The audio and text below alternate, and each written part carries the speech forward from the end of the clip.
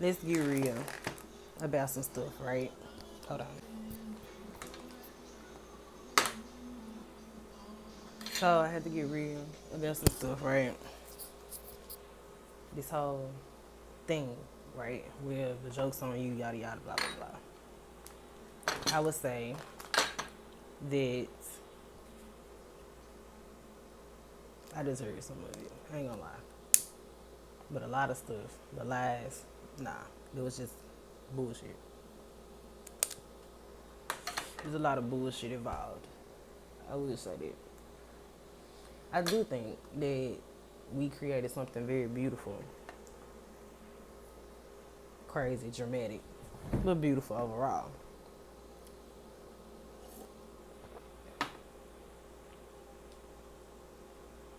Relax. Relax. You know what my major issue was, right? And this is just me assuming that these are the things that people are trying to tell me. Because they're not directly telling me. So I'm assuming. It's just the things that they show me, tell me, yada yada, whatever. Is that I have to relax. It ain't all bad. Don't take everything personal. You know, I'm a crybaby though. I am. I think I always have been. But I still handle my shit. Right? I give advice. I also accept advice. I ain't no bitch. I ain't no hoe. About mine. But you ain't finna play games with my mind. You think I'm gonna let this shit slide. Today. Hit like a mental breakdown.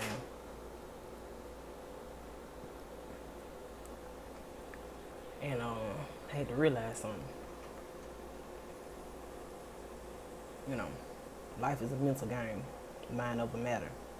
Right? So I found myself thinking today, like, what is the matter? What is the matter at hand, and what is the matter with me? I realized something. Like, I was watching this video with Will Smith, and he was like, you gotta forgive people, you know, for mistakes. But the thing about forgiving people is that I done let so much shit slide over the years. I just fucking just burst. I got tired, I got mad, I got angry, I got tired. Because patterns are not mistakes. They are a lifestyle. They are a circumstance. They are not mistakes.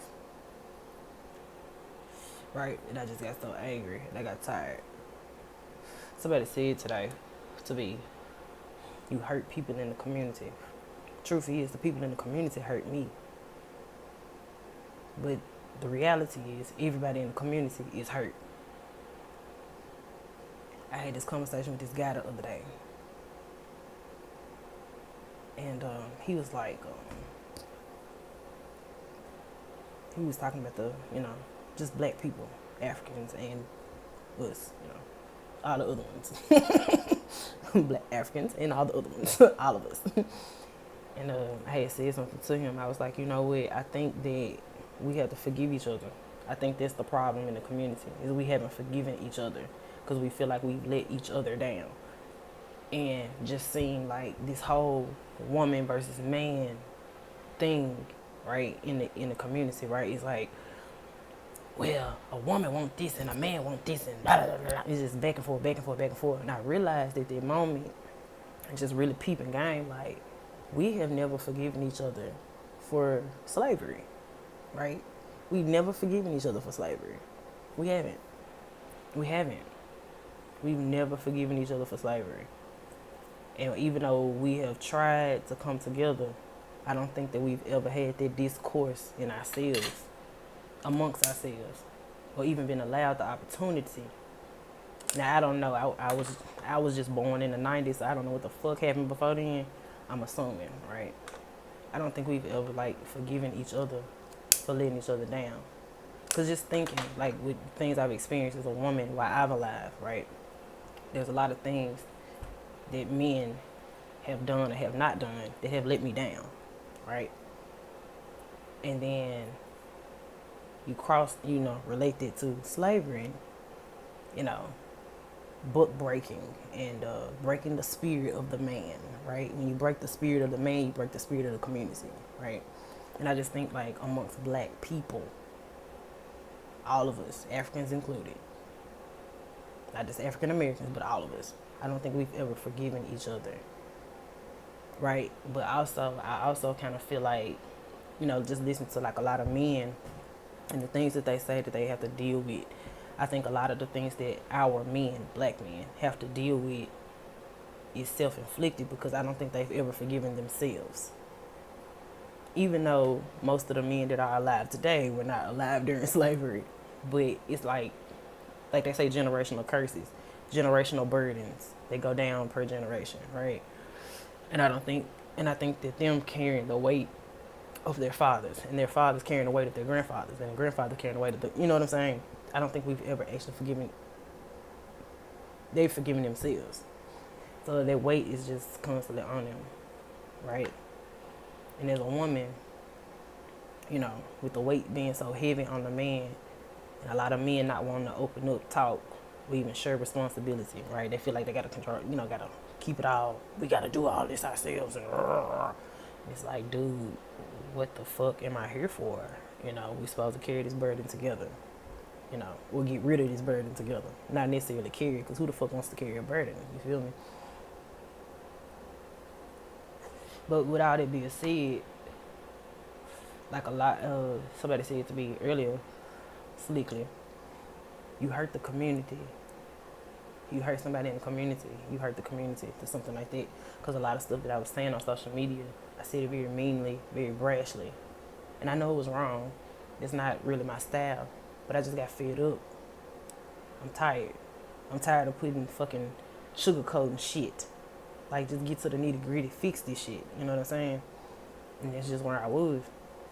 Yeah, I probably didn't say it right. Yeah, I probably hurt somebody's feelings. But shit, number one, y'all attack me first. I just want that to be known. You attack me first.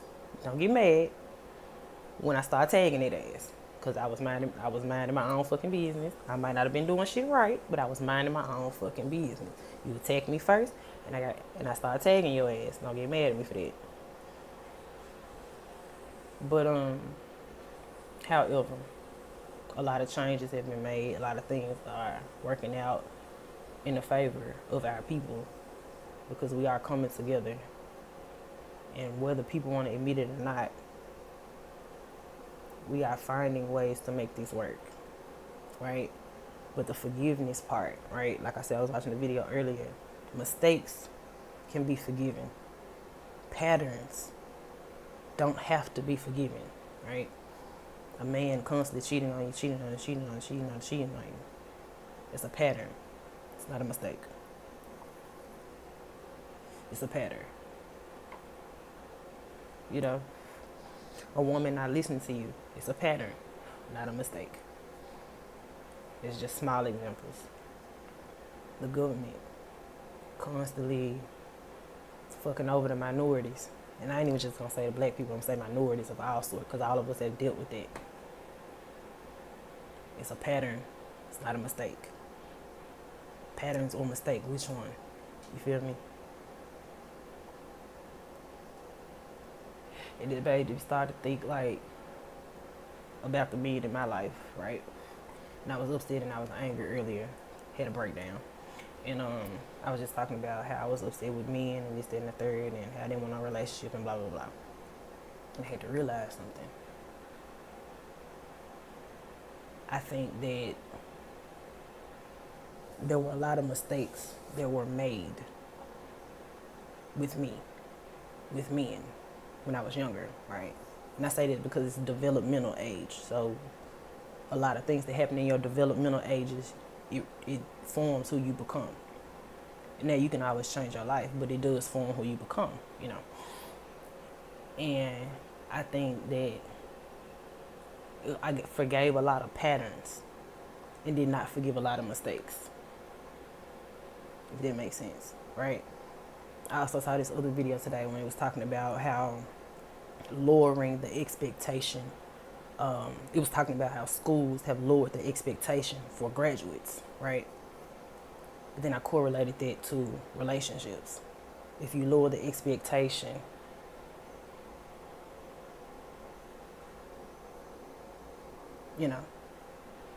then are you setting them up to fail?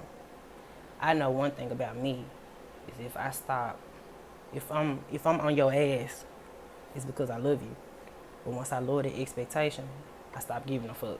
So yes, I am setting you up to fail. Well, I'm not gonna say I'm setting you up to fail, but at that point, if you fail, it just make it easy for me to walk away.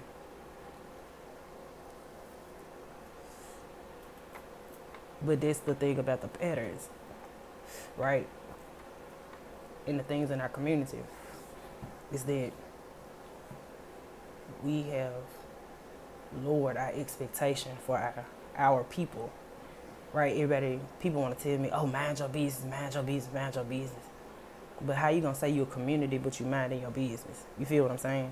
Now, I mean, like, not your personal business, but I mean, like, I remember when I was growing up, like, if it was ever a child that was out of line, right?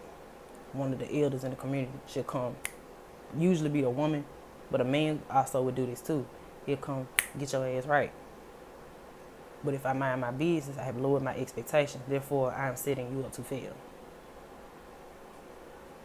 People want to talk about crime and violence in the community, but when it comes down to a community, you have expectations. And if you lower those expectations, you're immediately setting that person up to fail. Because if you lower the expectations, that means, number one, you're not teaching them and you're not training them. You're not learning them in the way that they should go. Right? Which means they're open to failure. But if you do that, you can also not complain about why things are not being done the way that you expect them. But you lower the expectation. We stop expecting greatness from one another. And if you think I'm lying, and this is no offense, but if you think I'm lying, listen to the music. Music, even though back in the day, like, all music has always been some type of sexual innuendos in there. We're people. Humans are sexual people. So duh, obviously. Even in the art, But when you really pay attention to it, a lot of the music nowadays is a reflection of lowered expectation. It's actually an insult, right, to who we are, if that's who we want to be, or have we lowered our expectation for ourselves?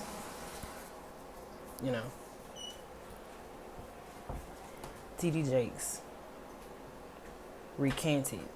Well, I wouldn't say he recanted, but he revised his statement, right? And at first, if I'm not mistaken, this is a misquote, but he was saying you cannot have expectations for people.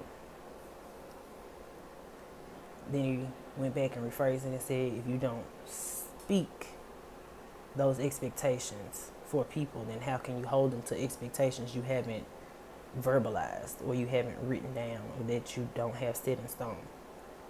Which goes back to the lesson of me learning boundaries and standing on my standards, right?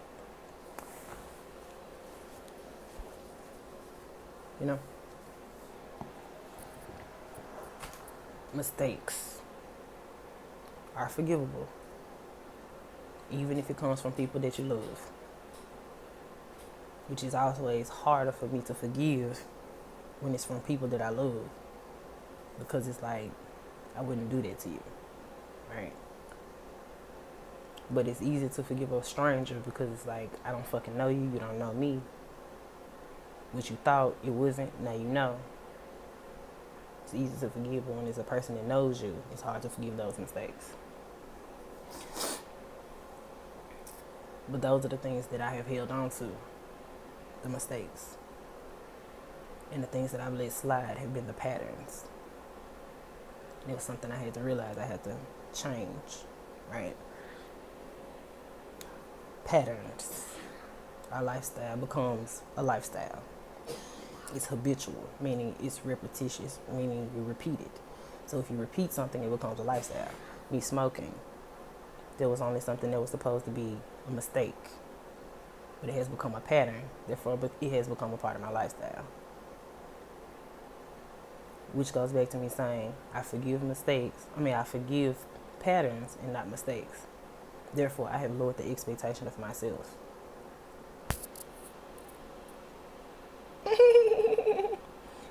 Which is why people are upset at me. Because it's like, how you gonna have high expectations for other people and low expectations for yourself? Now, granted, that was never the case in the beginning, right? But it is a fact. Or became a fact, right? Forgiveness. Knowing what to forgive and what not to forgive is something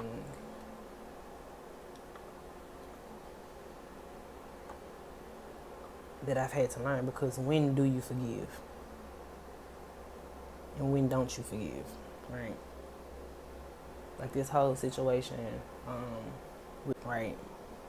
People used it as a blueprint into knowing who I am.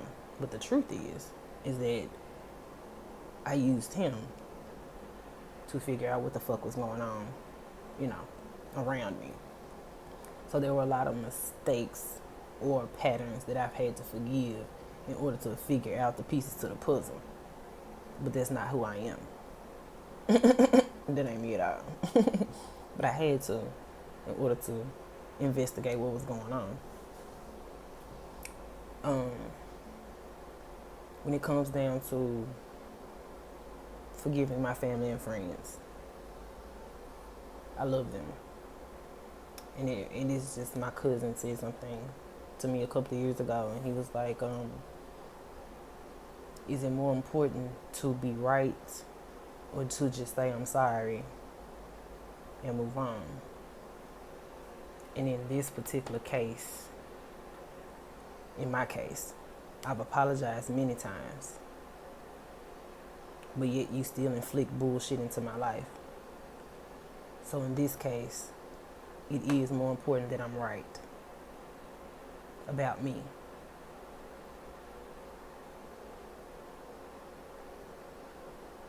There's nothing I can deal with at the moment, because regardless of whether I'm right or wrong, what's important right now is me. Self-preservation. It's a very salty statement for me, because you can say community, but then you turn around and say self-preservation. Those two are two different things. And I mean that when it comes down to situations of survival, in situations where you have to choose. Self-preservation, if it's self-preservation, someone will always choose themselves over the community. The community cannot survive under the premise of self-preservation. It can't.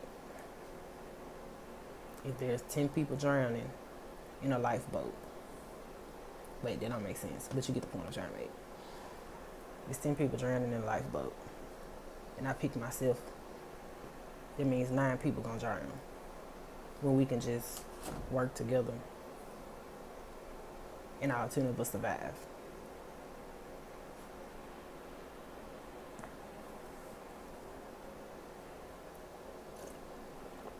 People say life is a game of chess.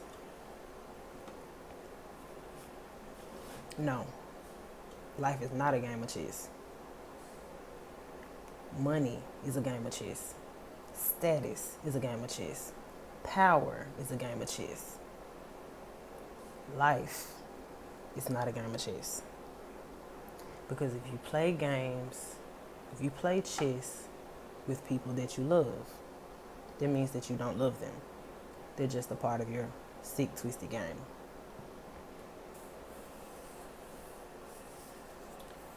The government plays enough games with its people, and that would make them an oppressor. So if you take on the ideology of the oppressor, you become the person that hurts you. Because hurt people hurt people. And it's just the reality of it.